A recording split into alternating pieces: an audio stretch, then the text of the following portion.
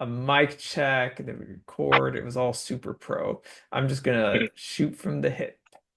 Oh yeah, which is totally, that's how, it's got to be raw. You know what I'm saying? Yeah, yeah, exactly. This is what people all right. Maybe we could have prepared better, but whatever. Nah, no worries. Yeah, yeah. Hi everyone. I'm Cody Rue. This is the Church of Logic. And I'm here with Siva Somajala. So Somayajima, close. Somayajala. Gosh darn it. So close. All right, Somayajala. And despite getting his last name wrong, we are friends. I at least consider him to be my close friend. I love this guy. He's got a bunch of interesting stuff to say. You did your PhD at CMU, is that right? Yeah, that's right. And you worked on, remind me. Yeah, I worked on dependent types and also termination checking for asynchronous process calculi, but it was all a bunch of proof theory, really. Great, great, great. Okay. So, all right. So we're going to talk about proof theory. I'm very excited. Some of, the faithful viewers might A, notice that I have a new camera, which I feel like I'm Technicolor now. And B, remember that I had Chris Martins and Rob Lewis on, and they also are from CMU alumni and talked about proof theory. And that's probably not a coincidence. But now we're going to try and dig deeper and get to the heart of why I think proof theory and what people call structural proof theory is exciting. And yeah, I should just note that Siva's PhD subject is basically mine, but harder. So, so I'm excited to hear his insights. So what okay, set the stage of what we're trying to talk about. What are we trying to understand? Yeah, that's a good question. So, whenever you take if you've ever taken a proof theory class in grad school, or if you're lucky, undergrad I love how you're somehow. just alienating all of our audience. Like, as you know, during your PhD, when you're studying structural proof theory, okay, okay, That's fair, yeah, that's fair. sure, Yeah, okay, in that case, yeah, I could like step it back a little bit. step it back a little bit. But again, Chris and Rob were on, and Yeah, so that's true. you might be able to assume that at the very least, proof theory is not a completely foreign concept. Mhm. Yeah, definitely. I think probably the best way to go about this is to just broadly think about like inferential systems. And generally speaking, like, you want to like deduce some, truths about some concepts. And as a result, you write down a bunch of rules considering the space of truths that you want to capture. And, you're doing deductions in the system. And, while you're doing, this whole process, there's this very important question that, you should probably be thinking about, which is the system, well formed in some way? Is it well designed?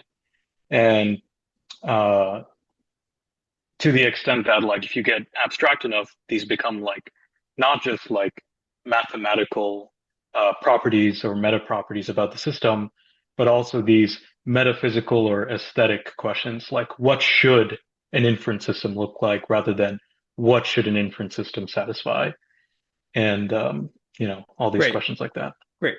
Um, it's probably worth A, taking B to see what time it is. Okay, great.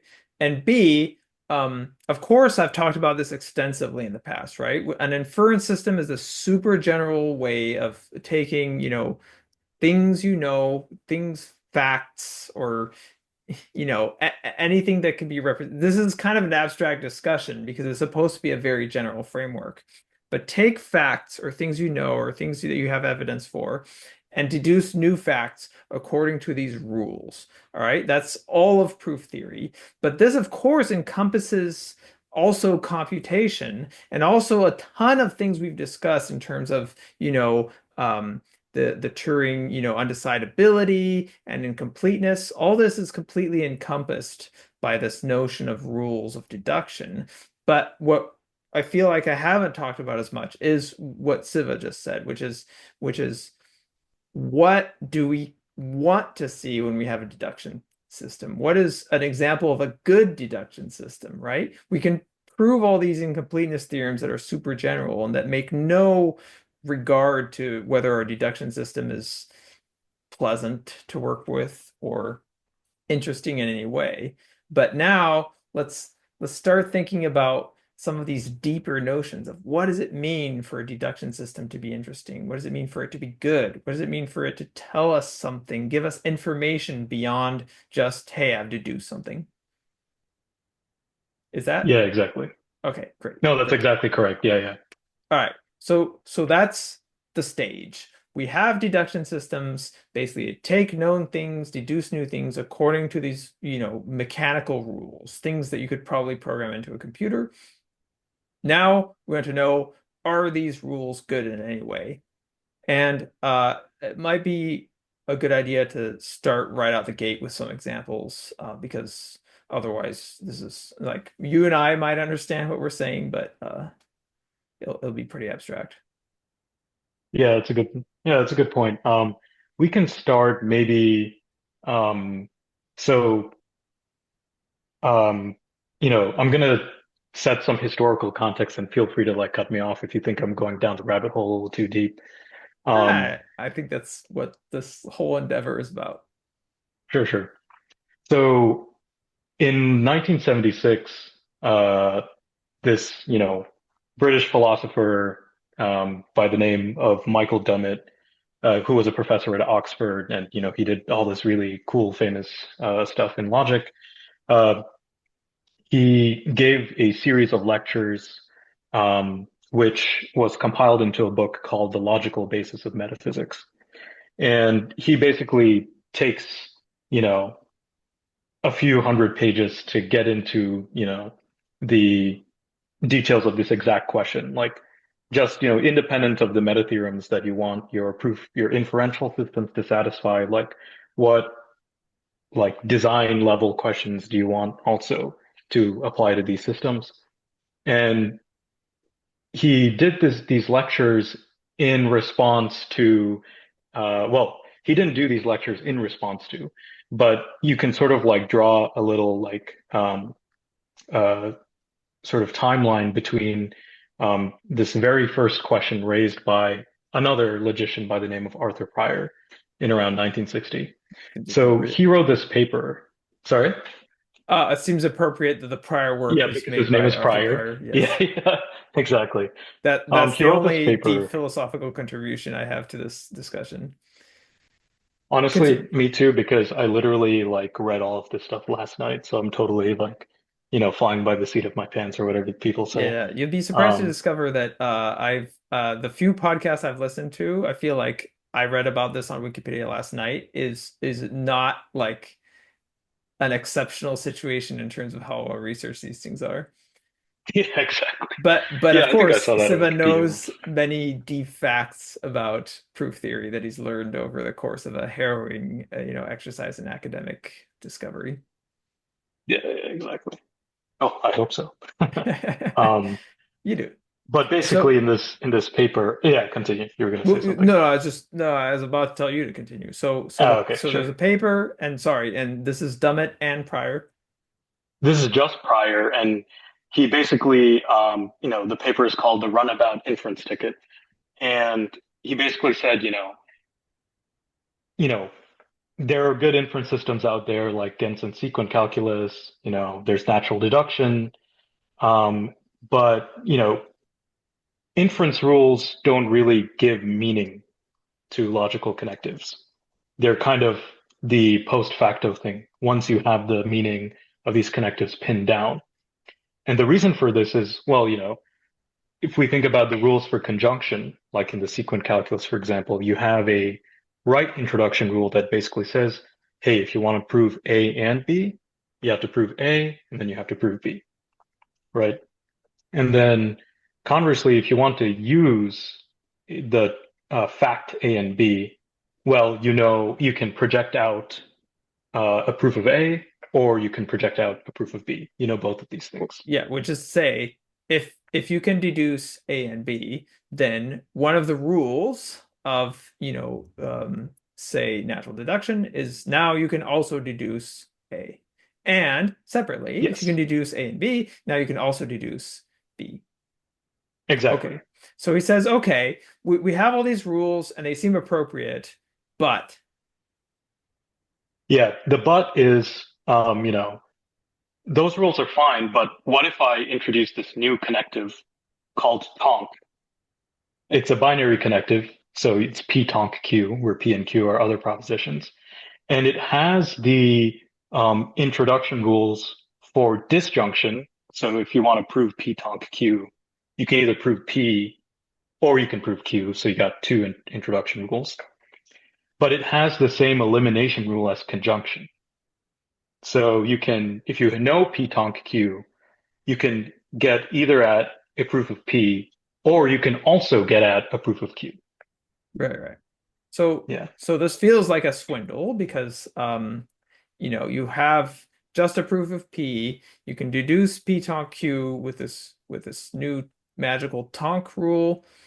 And then you can deduce Q using a second Tonk rule, which is a swindle, right? You feel like, no, that's wrong.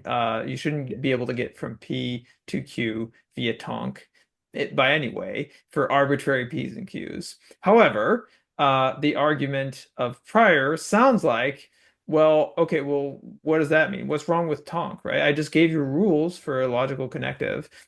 There's no a priori reason why there are worse rules than a and the and rules or the or rules. But somehow the rule smells wrong. So what's up with that? Yeah, exactly. Like why, it smells wrong, like intuitively, and why, concretely is it wrong? And then he said, you're in trouble because, the calculus is inconsistent. If you have a, connective for falsity and you have the, appropriate rules for it, you can just prove falsity. And you definitely don't want that. So that's basically the suggestion in that paper was the inference rules don't make it the um, the meaning of the connectives. You need some kind of external notion of truth, and then the inference rules come afterwards. And in I see. particular, your like notion of semantics or truth for the connective should be ruling out connectives like tonk. Otherwise, why bother? Okay. Yeah, So I think I gather this. He's saying, hey, you need some way to validate that your rules for your new connective for your older new connectives aren't garbage. And one way to do that would be A, to require that at least you can't prove false. I feel like that's a pretty reasonable thing to ask. And B, hey, we have semantics for logic. If you interpret, you know, predicates, propositional predicates as Booleans, and propositional connectives as functions between Booleans, or functions between inputs and outputs, then those things have semantics, and then you can ask that all your rules of inference at least preserve those semantics. And so great. So but now we've introduced a new mental concept, which involves these semantics and the need to preserve those semantics, which I guess to philosophers is not delightful, right? You have yeah, rules, but those rules don't tell you anything in and of themselves. You have to have this external thing, this other new concept, and then one might wonder why even have the rules at all, since we have the semantics and we could just sort of stare you know yeah, what the deductions are. And indeed, in the 70s, it was well known that the semantics were complete for the rules anyway. So, um, yeah, great. yeah, All right, great. So that's the critique of meaning of logical connectives via rules yeah. by That's Prior. exactly right. Mhm. Enter Dummett. Yes. Almost before Dummett, Newell Belknap, who was a professor at Pitt, and also the guy who invented display logic. He wrote a Wow, follow-up paper really? 2 years No, later. I Yeah, shouldn't be yeah, sarcastic on my yeah, No, it's okay. It's cool. It's cool. I yeah, sort of know what display logic is. I feel like the philosophical crowd here is booing me and cheering the mention of display logic. I also feel like the person in the street hasn't necessarily heard of display logic, but continue. Yeah. Honestly, I've only learned about it recently, but he basically wrote this paper called Tonk, Plonk, and Plink. Honestly, I haven't read enough of the paper to know what the plonk and plink part are, but he basically Co-authored with said, Dr. Seuss, I assume. yeah, exactly. Honestly, I would read a lot more papers, I think, if they were written in some kind of verse. But he basically said, well, yeah, obviously, no two rule, like you can't just choose any inference rules for for a given connective. Like you can still, derive logical meaning from a connective or from like the connectives in some theory, as long as, when you add new rules to the system, the resulting system is a conservative extension over the original theory to which you're adding the connectives to. So, So, okay, mhm, okay, let's take an example here, right? yeah, yeah. Okay, a conservative extension means you add things to your logic, connectives, rules, what have you. But the new things in your logic allow you to express more, perhaps. But if you express the old things, if you express something in the new logic that could already have been expressed in the old logic, then what you can prove in the new logic about that old statement is not anything more than what you could prove about the old statement in the old logic, right? So you have new expressive power, but you don't really have new proving power. I'm fascinated with the concept of conservative extension. Um, and can we give an example here? Are the rules for and conservative? Oh, yeah, that's a good question. Mm, It's not I mean, obvious. I hope they are, but I think like, uh, well, if we take, just plain old propositional logic, the sequent calculus for it, then, and we added Tonk, that's clearly a problem because now you can prove more theorems about the existing connectives before you added Tonk because now you can prove false. So that's definitely not a conservative extension. So we know that for a fact. Right. Um, I if you have a had gut like, feeling that and is a conservative extension by an argument we will give later, which is roughly you can eliminate any use of and, which does not appear in the hypotheses or conclusions. oh, oh yeah, yeah, yeah, yeah. All right, yeah, we got to talk about that more. All right, great. Um, So but yeah. here's let's see, let's take a beat. Mhm. So Pryor's argument was rules aren't enough. There's no intrinsic justifications of rules as the meaning. I'm doing air quotes for the people who are only listening. The meaning of the logical connectives. You need more. But Yes. now, Belknap, was it, Yeah. is saying, wait a minute. Actually, you can just stare at the rules and ask, hey, is adding these rules giving me um ostensibly new proving power over the old rules. All right, so Yes. we're only staring at the rules. We are staring at the new rules versus the old rules, but okay, we're only staring at the rules. And the question is, hey, are these rules giving me new proof power? If yes, they are, then probably they're not good rules.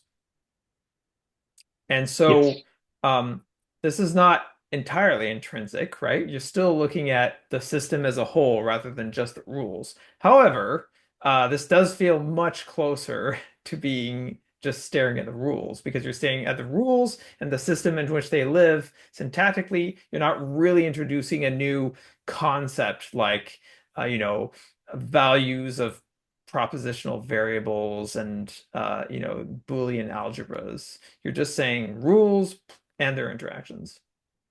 Yes, that's exactly correct. Like, and you're absolutely correct. Like, it feel like it's definitely better. It's a better situation we're in right now than before, but it still feels weird because now you're not thinking about connectives modularly. You have to think about the whole system. And it's weird because, from at least the point of view of metaphysics, like that's not really how we're operating when we're defining new connectives. Like, at least ideally, we'd like to think of new connectives as standing on their own. They're self-justifying in some way.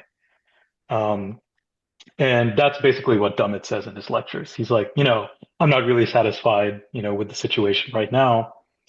And so he comes up with this theory or this definition that he calls harmony. Um, and the idea of harmony is what we now know to be does the connective have well-defined beta reduction and eta expansion rules, which is extremely technical in the modern sense.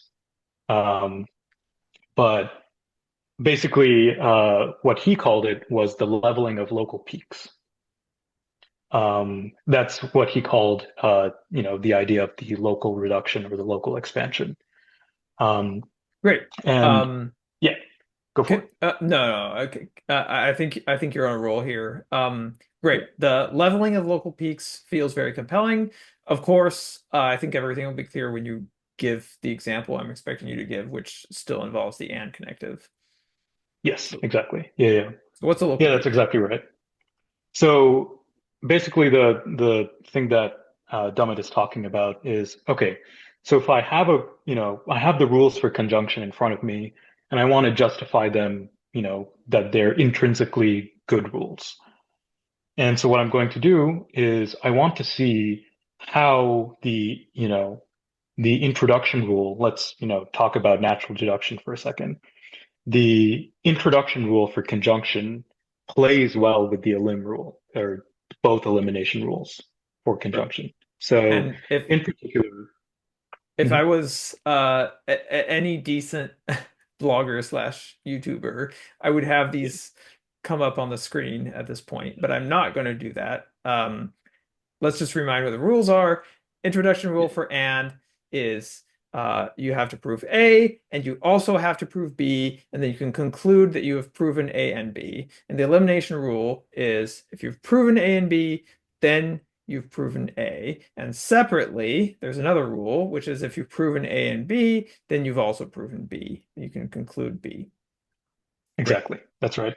And what Siva is saying, as I'm going to hand it off to him again, is these two, pairs of rules that I've given, or really rule plus pair of rules, are the first one is the introduction because the conclusion is involves the connective, and the other ones are elimination because the conclusion does not involve the connective, but the hypothesis does. If you have as hypothesis I've proven A and B, then I've proven A. That does not involve the word and.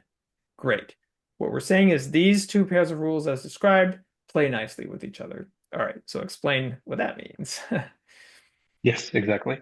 So to do the reduction part, basically you start with a proof of A and B which immediately ends in the introduction rule for conjunction. So I have this proof, which is um, A and B. I apply the introduction rule, and then I have these proofs for A and then a proof of B, but they're both opaque. So I don't exactly know what the structure of them is. They're just these meta variables.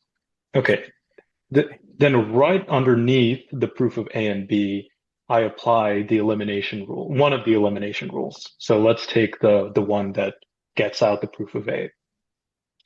So if I do that, then I can actually reduce this entire proof that I've constructed to simply the proof of A that I had in my hand before.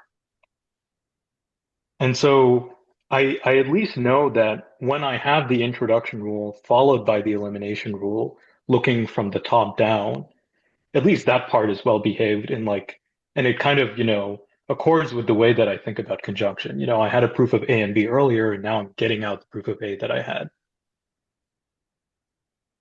Okay. Let's Yeah. see. I personally I was expecting you to say something slightly different, which is I've used these rules in a way that seems to kind of cancel each other out, or certainly seems to not Yes. involve what I had at the start and what I had at the end didn't involve this connective. And I know that I can locally, just staring at this situation of these rules that involve just this one connective, turn it into a proof that doesn't involve any of those rules at all, at least Yes. not apparently. Yeah, no, that's actually a good point. I think thinking about it in terms of canceling out the connective is great, like the reduction part, because um, that kind of agrees with the earlier idea that we were talking about with conservative extension, except it localizes it to a property about only conjunction. Right. So Great. yeah, that's a really nice way of putting it. Um, And you can do the same thing with the other elimination rule for conjunction, the one concerning B.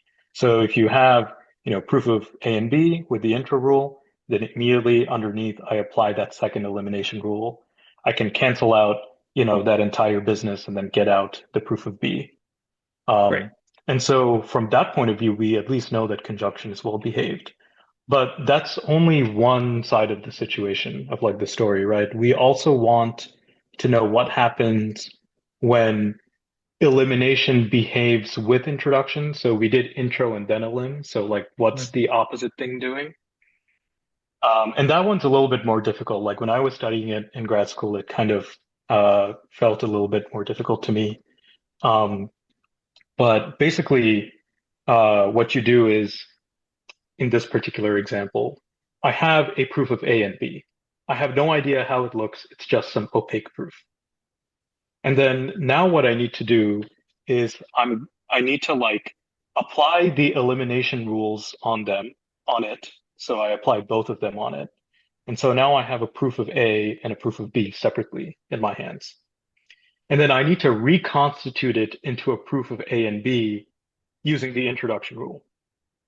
So it's like the opposite of canceling out. I'm sort of bringing the proofs back together after, Yes, it's the opposite of decomposing can. them. Yeah, you're right. This is a little bit subtle, right? We have an opaque proof of A and B, and we're sort of saying this opaque proof could be interpreted as a non-opaque proof, where the last thing we do is use the only, yeah, is use an introduction rule, right? So in some sense, the moral way the philosophically satisfying way of getting a proof of A and B is to apply that intro rule, is to say, I have a proof of A and I have a proof of B. And those are two things I know I have, and therefore I have a proof of A and B. And we're saying if you have any proof of A and B whatsoever, there's a way to turn it into one of these nice proofs where the last thing I did was introduce that connective. Yes, exactly. And it's interesting because you use that word nice. Um, you know, the proof theorists love that notion of nice proof where it immediately ends in, Well, in that kind of like rule style. But yeah, great. that's exactly fair. And I think at this point we should mention what the name of such a proof is. Sure. Oh yeah, they call it canonical proofs, or at least Canonical proofs. the uh that's what the philosophy side call it. For us, that would be like normal form proofs, basically, Yeah, though what we just did was an roughly. eta expansion rather than an eta reduction. So some Yes, debate exactly. about which is the right direction, though I guess Yeah, that's true. It would be like an eight philosophers, along proof. yeah, philosophers have long agreed that that direction is the right one, but computer Yeah. scientists are only now agreeing that that direction is the right one. Unfortunately, the philosophers are always correct. They're just like, they did it too early. Yeah, yeah, and they're kind of That's jerks just me though. about it. Yeah, exactly. Yeah, yeah. My poor philosophers in the audience. All right, so great. So now we have at least something, right? Which is sorry, and we're talking about Dummett here, right? Yes, exactly. So this is what Dummett came up with. And the sort of important lesson here is you can do it for conjunction, you can do it for disjunction, but you definitely cannot do it for tonk. Tonk Right. fails the reduction Yes. direction of this thing immediately. Great. So it And fails it all also, these tests, but in particular, it fails this very local test where you're just staring at the rules, that involve that connective. yes, exactly. So we now have like a local criteria basically to rule out tonk, but to keep conjunction and disjunction. So that's great. But um, the interesting thing is that Dummett pointed out that, by the way, this local criteria for figuring out whether a connective is well behaved or not, those are exactly the reduction and expansion rules that Dog-Provitz used in his proof of normalization for natural deduction. But that's Can kind you of like remind a, me what year are we talking about? This is just a personal yeah. curiosity. So Dog-Provitz, I think he published that in 1965, and then the lectures were done in 76. So there was about, 10 11 years. years Okay. of distance, Yeah. or That no, almost. Yeah. yeah. All right, great. And of course, before Pravitz, there was Gensen who had come up with these rules, but not the way to do these proof transformations on natural deductions. He introduced a separate system, which we're probably going to talk about later. And Yes, this is that's in the exactly correct. 30s. This is in the 1930s. Yeah, yeah, exactly. That's right. Um, so yeah, that's kind of the story for uh, like harmony. So harmony, it establishes whether a connective, the rules that we've designed for a connective are well behaved or they're like good. Um, so really the question is now is we can like take a step back and think about like the aesthetic question, which is, okay, I have these rules that I've designed for my favorite connective, but which of the introduction and the elimination rules is the primary rule? Because if you think about it, the leveling of local peaks criteria kind of gives us a way to design the other rule when given the one. So Yes. if I had the introduction rule for conjunction, and I roughly knew I had to, get this leveling of local peaks idea right, I can kind of reverse engineer the elimination rules. But I Right. could also do it the other way around. If I had the elimination rules in my hand, I could reverse engineer the introduction rule for conjunction. So really, which of the two is the primary, Right, right? right. So, okay. So what we're saying is a rule, a set of rules for a connective that is reasonable must satisfy this this constraint, which we called harmony, and which is roughly leveling of local peaks. And I'm not sure what the other one was called. Also leveling of local peaks. I don't know. The I think he called both of them leveling of local peaks, All right, but great. don't quote me on that. All right, I know that my advisor he called the reduction direction local local soundness or local reduction, and then he called the expansion direction local completeness. But yeah, great. And just to leave nothing implicitly said, that advisor was Frank Fenning. yeah, that's right. All right, great. All right, so we have this criterion, and this criterion is so strong that it turns out you only need to give one half of the rules. You have a connective, you give one half of the rules, and you say, oh well, once I've given all the rules, they have to be harmonic, be in harmony. And so, oh, that forces the other half. And so indeed, now it feels like we have redundant information, which is when we give a connective, we give two sets of rules, but you only really needed one. And so again, I'm trying to take words out of your mouth, which maybe is a bad habit. But it sounds like what you're saying and what the state of the, philosophy of logic was at this point, or proof theory at least, is that um, we're in this uncomfortable situation where we give too much information. We only need half of it, and which is the right half to give, right? Which is the good half. Yes, exactly. And That's exactly philosophers hate correct. this, right? They hate, Yeah. over-constrained systems, I guess, like physicists. Yes. Yeah, exactly. And that's exactly like the conclusion that Dummett kind of came to. In the lectures, let me see if I can quote him, um, or maybe not. Yeah, he basically said, and I'm quoting Noam Zellberger's quote of this, and we'll get to that later.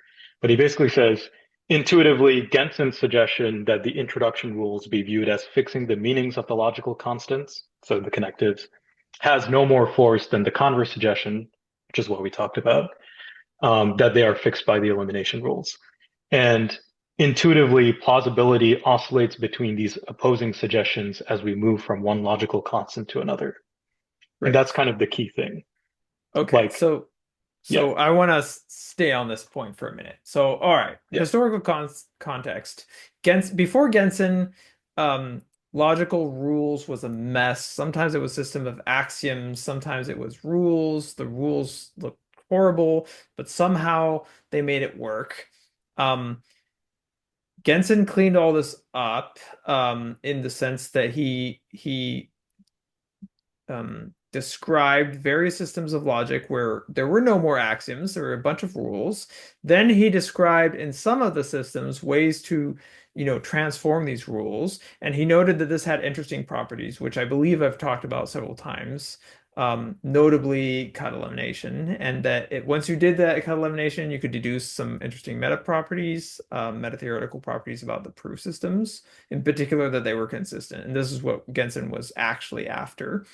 But Genson also noticed that it seemed he already noticed in the 30s that it seemed like there was a redundancy between these intro rules and these elim rules. And he already noticed that, hey, once you have the intro rules, you're kind of forced to take these exact elim rules if you want things to work out. And he wasn't dumb. He didn't really think very hard of what it meant to work out, but he realized that the intro rules contained all the information. And so he said, well, the intro rules, I take all the information I need to deduce, and then I create an intro rule that globs all these things together, and therefore that rule defines the connective, right? It has all the information in it, or these rules, right? It's not necessarily one rule. For disjunction, right? If you want to prove A and B, there are two rules, right? There's from A, I can deduce A or B, and from B, I can deduce A or B, right? So he's saying once you have these rules, those rules contain all the data. Therefore, the meaning of the connective is defined by these inter rules. And that's pretty natural thing to do. But what we're saying, what Siva is saying by quoting Noam, who quotes yeah.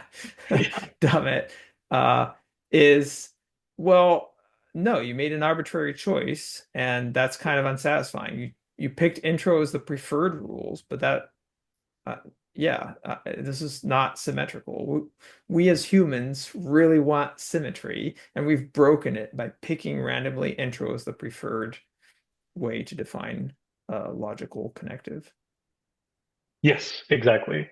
And it's interesting because, it is, uh, as you said, the choice of one rule forces your hand on the other rules. And, the way in which we do it on a connective by connective basis feels very arbitrary.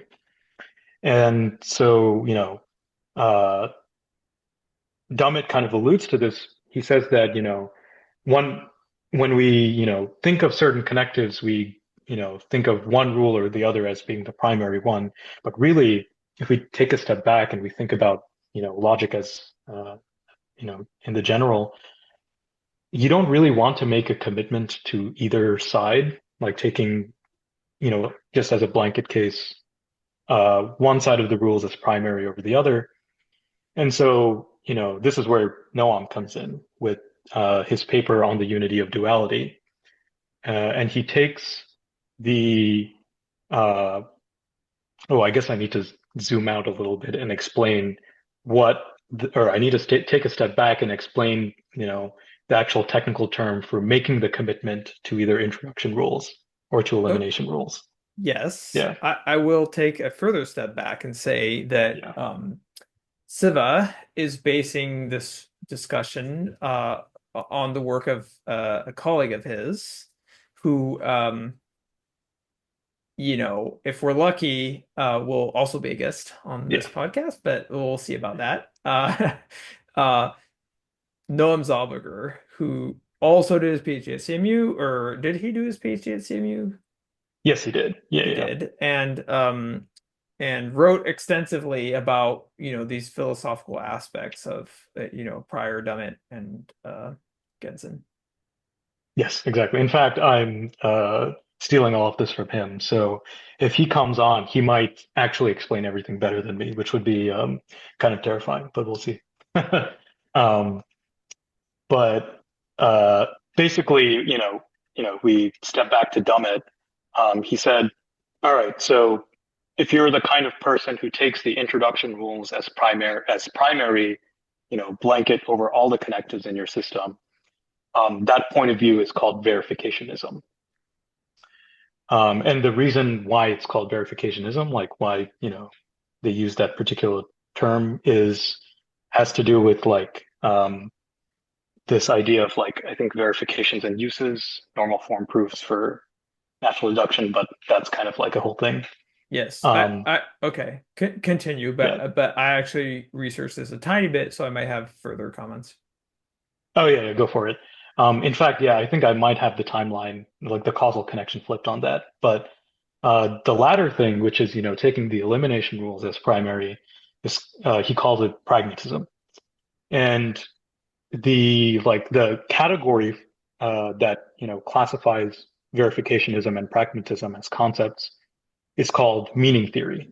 Basically, a meaning theory, which is either verificationism or pragmatism, is the methodology with which you assign meanings to the connectives by taking either side of rules as primary. Great. All Yeah. right, so I'm going to make a remark. The first remark is that neither I nor Siva are philosophers, though Yeah. when I was at CMU, I was in the philosophy department, but I think that was more of an accident or perhaps an oversight on the philosophy department's part.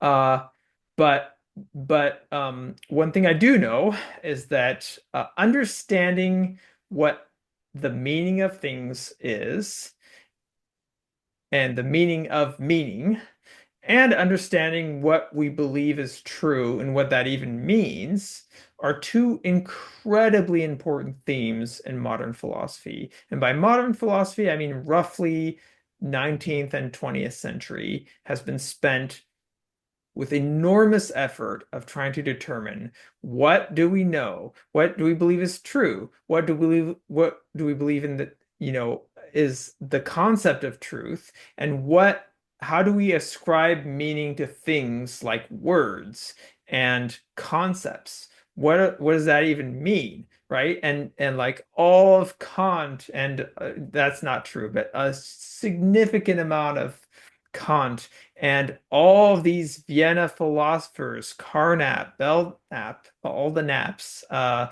Yeah. Vienna School of Philosophy, just enormous amounts of ink have been spilled. Um, David Hume, Wittgenstein, all of them are really trying to understand Especially truth Wittgenstein. and meaning. All right. And verificationism, so both of these are pretty closely ascribed to the Vienna School, which for various reasons was disbanded in the 30s. And so verificationism roughly takes the stance that anything that is true by virtue of two possible things. One is that it is a tautology. Okay, I'm going to kind of put that one to the side. Two, it has evidence, empirical evidence, something you can point to, some measurement, something you can see or touch that justifies, along with some, reasoning that that thing is true.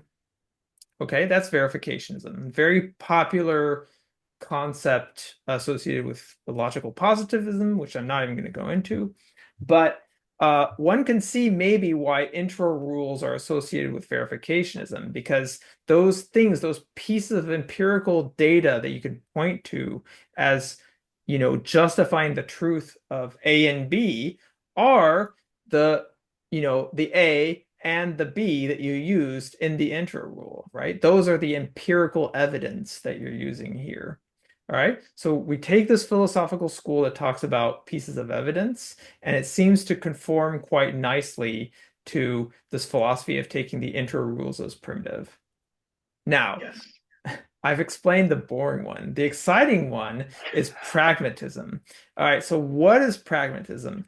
again, not a philosopher, but the thing I've roughly gleaned um, is that a thing only has meaning in so much as that we can use it.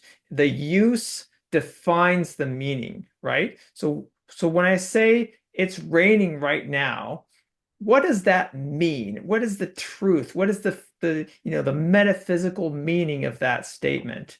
Um, some philosophers, is my understanding, including possibly Wittgenstein, but again, Definitely Wittgenstein. I Yeah. don't think anybody, including Wittgenstein, really knew what he meant at any given time, but whatever. Is it doesn't matter what it means, right? It's a complete rejection of like, what does it really mean, metaphysically? Nothing, all right? Well, the only thing it does is influence actions, right? It's influence, its context, right? The way we use that statement is, hey, I'm going to take an umbrella when I get out, or wear a hat, right? So if you take all the collection of all the ways we can use that statement, it's raining outside. Well, that's the meaning. That the use of the thing is the meaning of the thing. The only thing we need to care about is not metaphysics. It's what do we do with this statement, right? And so this is kind of what an limb rule is, right? Because you say, oh, I know A and B. Well, what does that get me? Right? Why do I care that A and B is true? Well, it's because if you know that A and B is true, hey, you can deduce A, and maybe I needed A, to open the door to my house or something, but I have an A and B, and so I can use it there. So pragmatism, which is sort of like, hey, pragmatically, I don't really care what it means to have an A and B, except that I can use it to get an A, right? Talks much more about the use of things, what you can get out of them, what you can do in consequence of them. So it feels more natural to associate this philosophy of pragmatism with the Elim rules. Sorry, this is a fun, I love how to say this.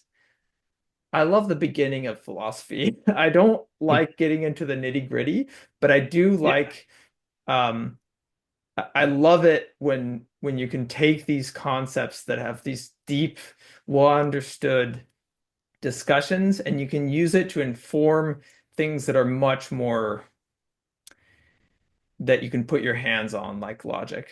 Yes. Oh So yeah, that's no, I totally why I agree. completely derailed this conversation. But all right, Siva, take it away. I feel like I'm really derailing this.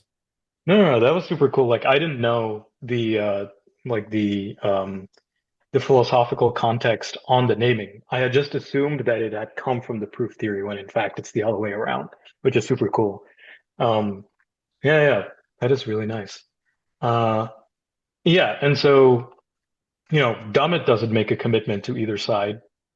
He said himself that, it kind of oscillates between opposing suggestions as you move from one connective to the other.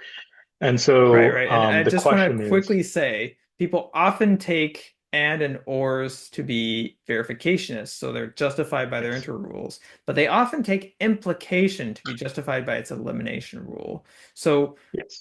it's worth noting that there is a connective that we haven't mentioned yet, which is A implies B, and that one is almost always justified by its elimination rule. Yes, exactly. And so in the context of, plain old propositional logic, um, you kind of feel like the standard, interpretation that, conjunction and disjunction are the verification guys, and the implication is the pragmatist guy. Kind of makes sense. And that's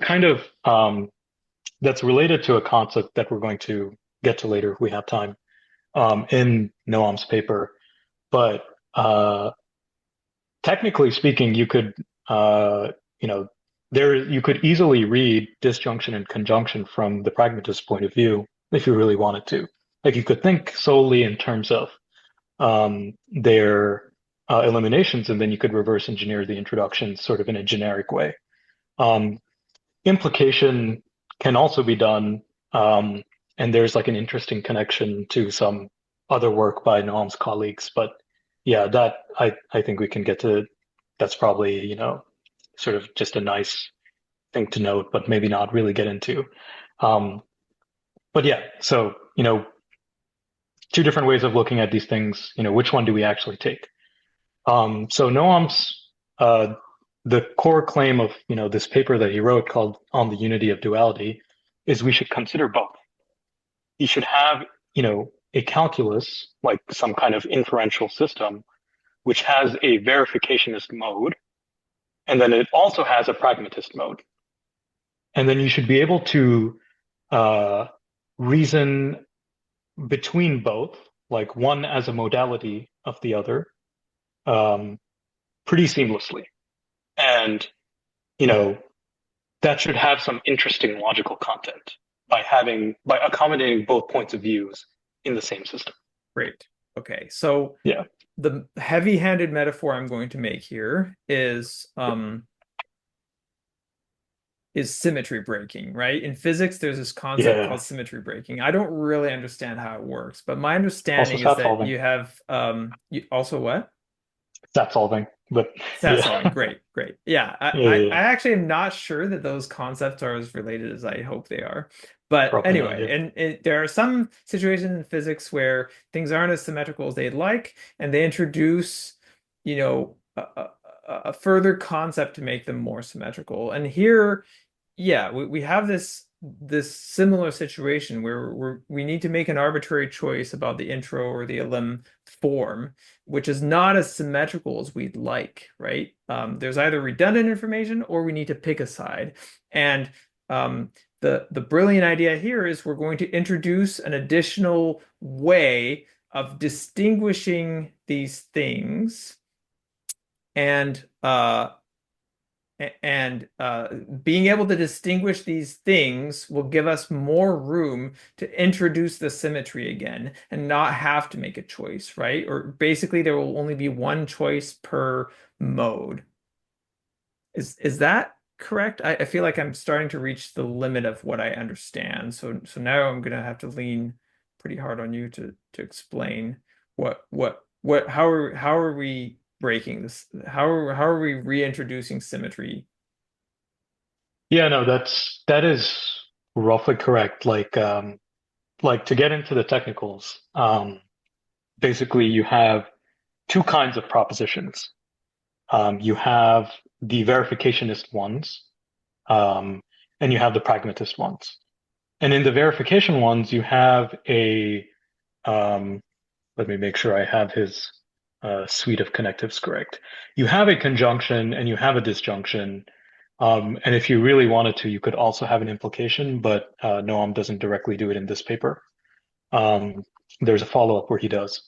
But yeah, in the verificationist mode, you have your disjunction and your conjunction. And in your pragmatist mode, you also have conjunction and disjunction. And, if you want to, you can also do implication, but you can also derive implication as a defined connector rather than a primitive one. Um, and in the verificationist mode, and, stop me if I'm getting a little too in the weeds, we have to talk about judgments. Um, we have to basically talk about what does it mean for a verificationist proposition to be true in that mode. And so Noam introduces this I, I inference system. Hmm, I'm going go to, ahead. or maybe you were about to say what I was going to try and get you to say, but I don't think we're down in the weeds enough. Or ironically, Ah, let's let's take a beat. Basically, what you're sure. saying is, hey, we when you deduce A and B, you have this arbitrary choice. Well, we're going to change things by making there be two kinds of A and Bs, right? There's two Yes. kinds of Yes. conjunctions. And there's also two kinds of deductions, right? You can deduce things in the verificationist mode, and you can deduce things in the pragmatist mode. But those are two different ways of proving things.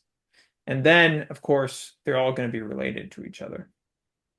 Yeah, no, that's exactly correct. Yeah, I think that's definitely a better way of explaining it. Sans the whiteboard, but like, yeah, exactly. So there is the verificationist uh, mode of determining proof, and specifically, okay, taking a step back, verificationist disjunction and conjunction is, as you said, distinct from the pragmatist conjunction and disjunction. And the way in which they're different is in the verificationist mode, the rules for introducing disjunction and conjunction are exactly the ones that we know, which is if you want to prove A and B, you got to give me a proof of A and a proof of B. If you want to prove A or B, you got to give me either a proof of A or a proof of B. And then to the elimination rules are actually derived completely generically. So the verificationist elimination is just functions from the verificationist proofs, like the intro proofs, into I whatever see. you're trying to So you're prove. saying there is no elimination rule for the verificationist and. There's no rule that specifically targets the verificationist and that is an Yes, elimination. We're done with those. So this is how we've broken this asymmetry is just by removing the elimination rules that are specific to and. We now just have the intro rules. that's And exactly now we have a correct. generic way of eliminating any verificationist connective. Exactly. And you can like do the math in your head if you want to really, know that you've gotten the right elimination rules out because, if an elimination is just a function from the verification proof into whatever you're trying to prove, then for conjunction, it's precisely going to be the functions of pairs of proofs of A and B into whatever you're trying to prove. And then for eliminating the disjunction, that's going to be a function that has to case analyze the proof and see, oh, if it's A, then I'm going to do this thing. If it's B, I'm going to prove something else, or I'm going to do something else to prove that Right. same I proposition. do feel like we're touching on something that feels weird to leave implicit, which is you're using programming terminology Yeah. to talk about these logical concepts. Um, Yeah. I think, let's see, we have been talking for a while, but I do think it's important to get at this. And I have to say, I should have re-listened to the Rob and Chris interview because I feel like we touched on similar things, but that's Mhm. okay. I think Yeah. indeed, Yeah. if we have Noam on and we talk about the same thing, then great. I think we'll get different perspectives, and I also think that these concepts are subtle, so it doesn't really hurt to get them several times. But all right, so Exactly. there's In three different ways too. underneath this mysterious elimination, this mysterious generic elimination rule that is going to work for all verificationist connectives. You you said something, and I feel like it's important. So it sounds like there's a correspondence. All right, I've already talked about the Curry-Howard correspondence, but probably not enough. There's a correspondence between proving things and building programs, or rather, building proofs and building programs. Yes. So it's often useful and often very informative to understand when you're building a new logic, what would those programs look like? If I were to instead say, hey, this is all a big programming language, what would those programming constructs look like? So now we're introducing a new weird elimination rule for these verificationist connectives. And it sounds like there's some insight here that involves what the program that corresponds to this deduction is. Mhm. Yeah. And it sounds Yeah, like that's a you good know what point. it is, and I'm not Yeah. sure I do. So if just to get the surface level of it, if you're reading the verification mode under Curry-Howard, then the verification proofs, that is the introduction rules, taken as a collection, are values. So these are like things that are not on the heap, you know, just unboxed values that you can hold in your hand. But God, I can't believe I said that on a logic podcast.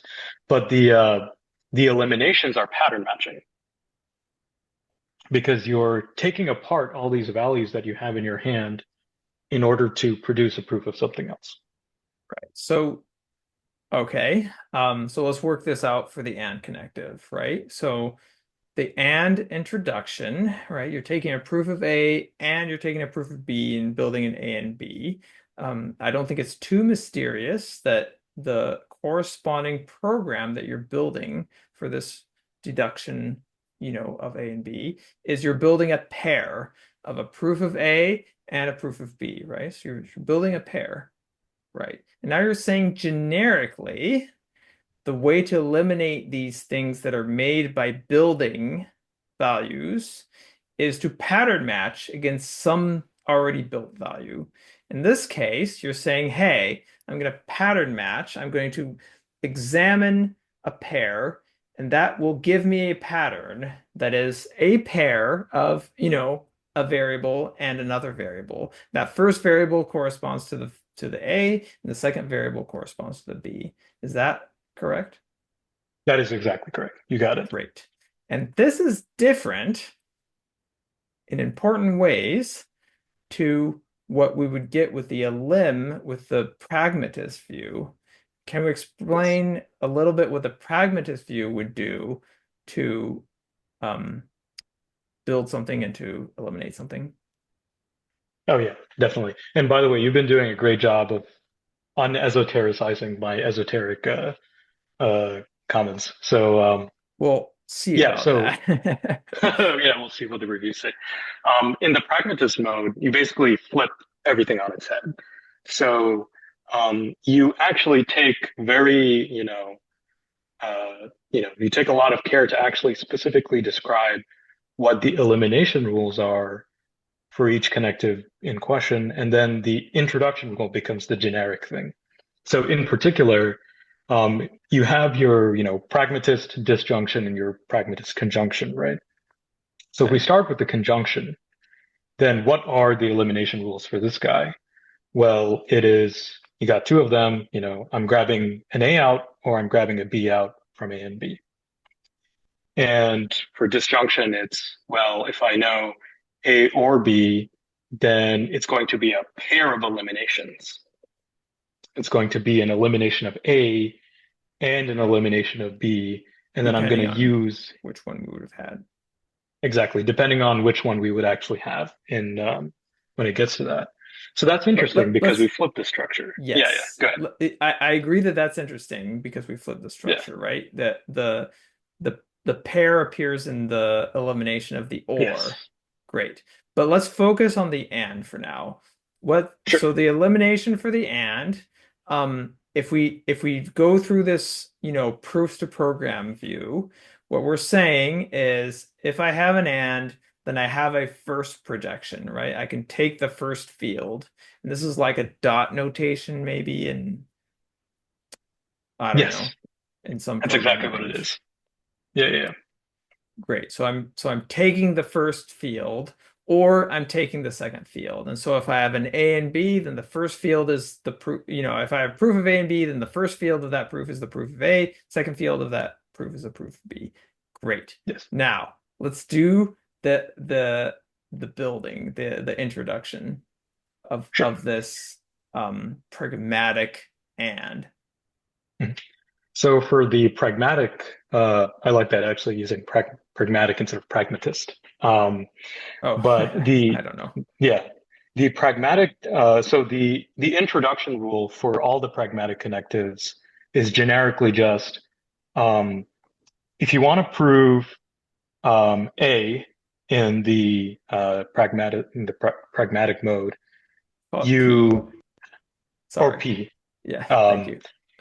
you prove basically and um, that's a function from all of the eliminations of P into falsity or into contradiction. Okay, that's kind of confusing. Um, Yeah, but so you're saying basically, if I want to build something, yeah, I'm not really actually building the thing. I'm building the thing with the knowledge of what you actually want to do with it. yeah, yeah, No? exactly. Am I And getting ahead of myself?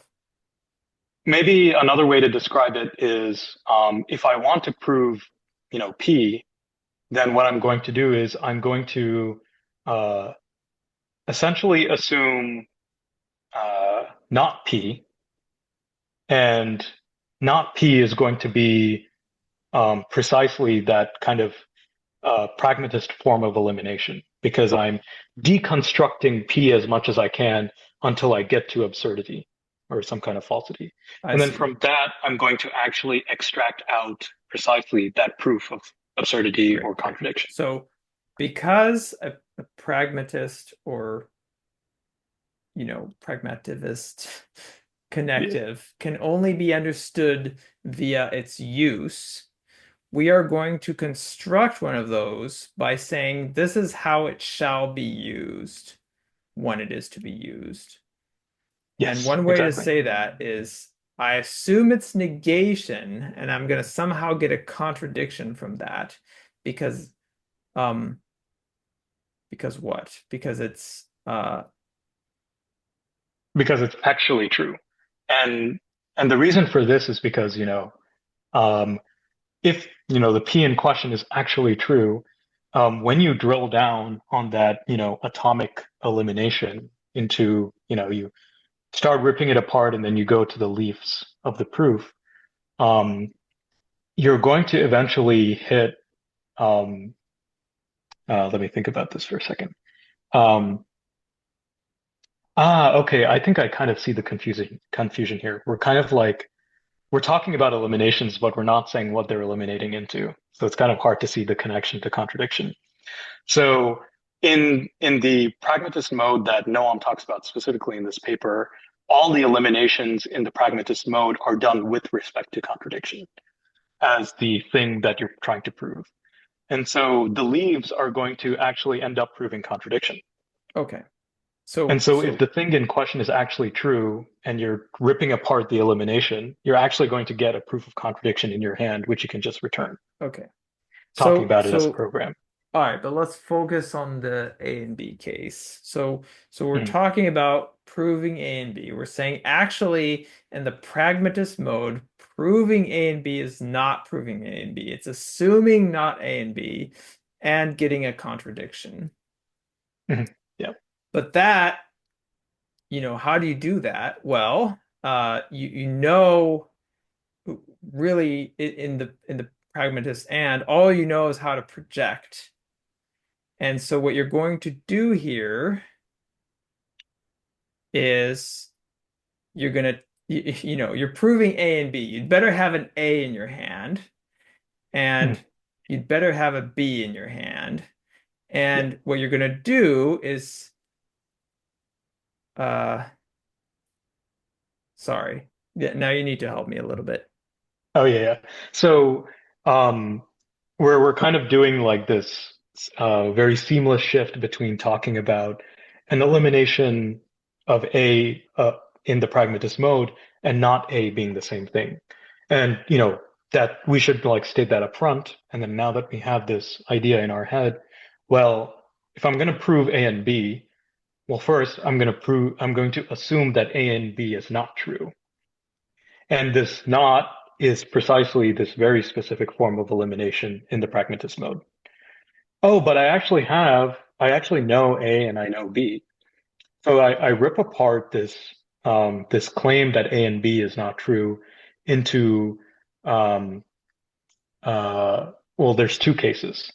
Well, either the A part wasn't true or the B part wasn't true. And now I kind of have to react to both of these cases. I have to say, well, I actually know that A is true, so that's definitely not the case. And I also know that B is true, so it's definitely not the case. That case is possible. So I've shown exhaustively that neither of these cases are possible to begin with, and so I've driven them both to contradiction, and so I've concluded that yeah, A and B is true. Okay, all right. So I'm with you. The Yeah, yeah, the pragmatist proof of A and B is a is a disproof of not A and B. Um, yes.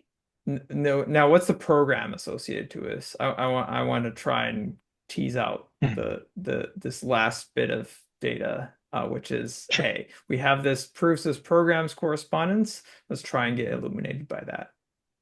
sure. Yeah, so in the verificationist case, we were thinking about pattern matching as the interpretation of the generic elimination. Hmm. So in the pragmatist mode, the generic notion of introduction is actually co-pattern matching. I Okay, was but worried that's you were going like, to say that. yeah, pretty complicated. But probably the easiest way to think about it is if you're trying to prove A and B, that's kind of like trying to, uh, you could, in the verification mode, you were actually concretely giving um, a proof of a value of type A and a value of type B, basically.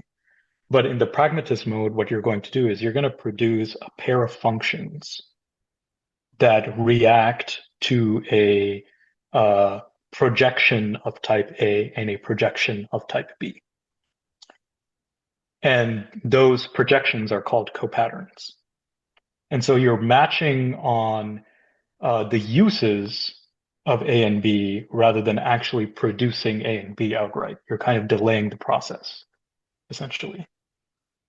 All right. So you're saying, hey, what happens when I want to prove A and B in this pragmatist sense is that what I'm going to produce is reactions to a query. And that query can either be, oh, I want the first projection. And now you answer that query by producing an A reaction, an Yes. A response, I guess. A response. Yeah, Or yeah. I want a B projection. And that's your query, and you respond by saying, here's my B. Here's the B you should use in as a reaction. Okay, great. Now, it's hard not to see this as a kind of a intriguing connection between this very philosophical, logical stuff we've been talking about and what seems to be reactive programming. Now, seems tantalizing since you said your PhD was on reactive programming. Kind of. I had a chapter in my thesis where I applied it to reactive programming. Okay. All Yeah, right. Maybe this is just a teaser. We have been at this for an hour, so it might be best to wrap it up. But so yeah. what's the teaser? Oh man, that's a good question. So, reactive programming is actually like making the connection to that is still something I'm working out myself. I think the probably the safer claim to make is the calculus in question that Noam has presented is this very rich functional programming language where you not only do the usual bread and butter stuff, which is pattern matching on data. Everybody loves that stuff. But you also have this second thing, which is also very important, which is, you know, defining these objects like records and functions and so on forth by co-pattern matching, which is like a more recent phenomenon, but something that functional programmers kind of implicitly do when they have a richer type system, when objects are involved and structs, records, all that related terminology. And the punchline to that is once you have all of these features in the same calculus, you can actually start to internally reason about what are called effects and the related notion of evaluation order. So this is like the distinction between the call by name and the call by value evaluation strategies for functional languages. And that's kind of yeah, that's Cool. the That's teaser. okay. I Yeah. can't help but wonder, well, I'm gonna regret saying this. There's something That's fair. tantalizing here, which is, hey, I've been doing a lot of Java lately. In Java, a very common pattern, because there are no, there are no inductive data types. There are no, variant types that you can pattern match against. I guess there are now, but whatever. Yeah. It's still awkward. And so a very natural way to do this is say, no, actually, I'm not going to do this. I'm going to describe this via some horrible hierarchy of objects with certain behaviors, and then a very special kind of object called a visitor that knows how to receive all these different kinds of objects that you would expect.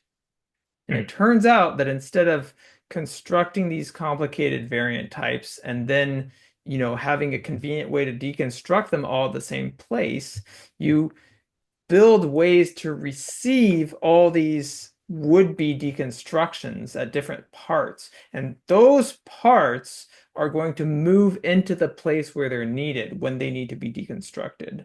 And this sounds a little bit like the way we are constructing pragmatist, values. Yes. No, that's exactly correct. The pragmatist mode is very familiar to object-oriented programmer. I guess the programmer themselves isn't object-oriented, but Yes, yes. anyways, and in fact, the idea that you can seamlessly, or not really seamlessly, but at least conceptually seamlessly, go between one point of view or the other, like the idea that it was an inductive data type to begin with, or the fact that I'm taking the visitor pattern as primary, um, is has been extensively evaluated in the literature, to the point that I think, at least to me, the most interesting paper that I've seen in a long time is by the title is like Decomposition Diversity. It was in Popple 2020, and it basically, did this in a systematic way. They basically gave a programming language where you can translate between both point of views internally in the system. That's kind of cool. Yeah. I feel terrible because it was great having you on, and this was a delight for me. Mm. But I'm going to give you homework. Sure, sure, The sure. homework would be helping me compile a list of all these things we've talked about. We've talked about, prior, we've talked about Dummett, we've talked about Gensen. We don't have to be super exhaustive, but Mm. you offhandedly, we're basing this on Noam's work. You just mentioned this really interesting paper from Popple 2020. Let's try, Yeah, give it a fair shake of like when people go and see this, if they're really feeling um, adventurous, they can click on these links and try and figure out what we're talking about. yeah, definitely. Yeah, you got to put the links in the down below, as they say on YouTube or something. Yeah, yeah, of course they're going to be on the left, I think. On the left. I guess I Okay. also going to be uploaded to YouTube, but I don't actually know what happens with the description, so Mm. we'll figure that out. Gotcha. All right, Cool. concluding words.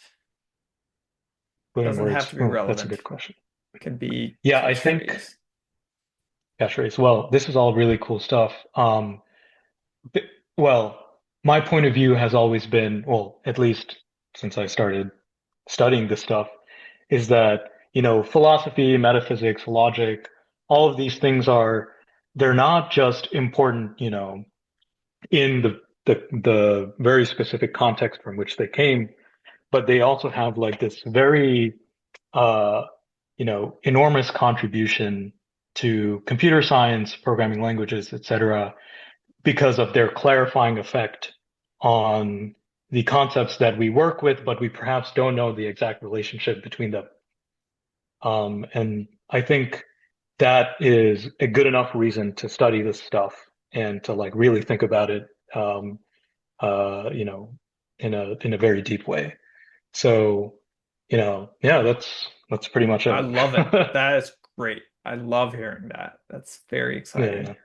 Yeah, Yeah, I mean, I don't know. It's easy to poo-poo philosophy because it's messy and it's complicated and feels like everybody's disagreeing with everybody else. But like taking that out of, hey, actually, this was useful. This is a useful perspective. And it's useful to take a thing that you sort of understand but are unsatisfied with and really, turn the screw to really understand the details. Why are you dissatisfied? What does philosophy and what does computer science have to say about this? And can we break apart this dissatisfaction to turn it into something, you know, more complex but more satisfying?